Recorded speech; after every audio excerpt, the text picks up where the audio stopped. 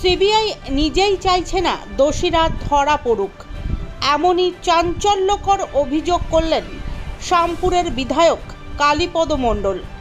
শনিবার হাওড়া শ্যামপুরের দেওয়ানতলায় আরজিকর কাণ্ডে দোষীদের শাস্তির দাবিতে এক পথসভায় এই মন্তব্য করেন শ্যামপুরের বিধায়ক কালীপদ মণ্ডল। এদিন তিনি বক্তব্য রাখতে গিয়ে বলেন, পরিবেশিত হচ্ছে সমাজের বুকে, যেটা আমাদের মধ্যে বিভাজন, আমাদের মধ্যে বৈষম্য, আমাদের মধ্যে হিংসা, আমাদের মধ্যে মারপিটের উপদ্রব হয়ে উঠেছে। সার্বিকভাবে আমাদের রাস্তায় নেমে এর প্রতিবাদ করা উচিত। আমরা তাই রাস্তায় নেমেছি। স্থানীয় প্রশাসন এলাকার আইজি ডিজিদের হাতে নির্দেশ দিয়েছিল 24 ঘন্টার মধ্যে একটা সিভিক পুলিশ অ্যারেস্ট হয়ে গেছে। এমন তো সার্বিকভাবে জেল কাস্টডিতে সে আছে, ব্যাপারটা হেফাজতে আছে। পরবর্তী পর্যায়ে দেখলাম হাইকোর্টের একটা রায় এলো যে সিবিআই এই পুলিশ দিয়ে কাজ হবে না, মমতা ব্যানার্জি আড়াল করার চেষ্টা করে।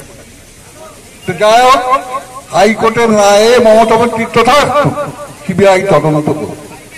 সিবিআই থেকে তার মধ্যে একজন অ্যারেস্ট হলো পুলিশ দিয়ে, স্থানীয় প্রশাসন দিয়ে, আর আজকে 21 দিন কেটে গেল, আজ পর্যন্ত সিবিআই একজনকে অ্যারেস্ট করতে পারেনি। এখন ওই খুনের ঘটনা, ধর্ষণের ঘটনা ইনভেস্টিগেশনের থেকে বেশি সিবিআই পরিকল্পনা হচ্ছে ওই যে ডাক্তার দুর্নীতি করেছে কোটি কোটি টাকা, তারও তদন্তটা একসঙ্গে জমে গেছে সকলের দাবিতে। তো এখন কৃষ্ণের মতো সেই তদন্তে মেতে উঠেছে কোটি কোটি টাকা উদ্ধার হবে কত।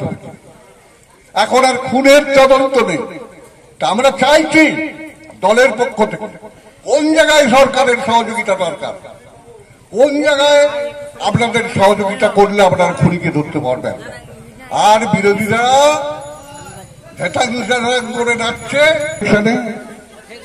বাংলা থেকে পরাভূত হয়েছে, 3 অঙ্কেও যেতে পারেনি, 200 তো পাওয়া দূরের কথা বিধানসভা।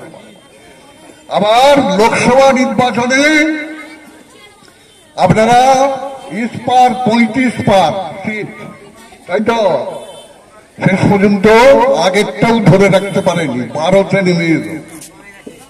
এই রাগ ক্ষোভ কেন্দ্র শাসিত সিবিআই, সেই সিবিআই ঝুড়ি যে ঘটনাকে নিয়ে আড়াল করার চেষ্টা করছে।